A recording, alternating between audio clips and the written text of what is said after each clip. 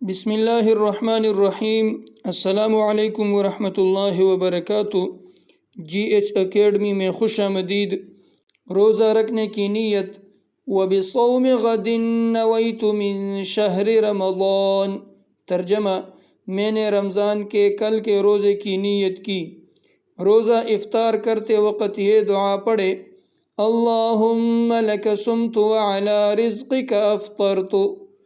ترجمہ: اے اللہ، میں نے تیرے لیے ہی روزہ رکھا اور تیرے ہی رزق سے افطار کرتا ہوں۔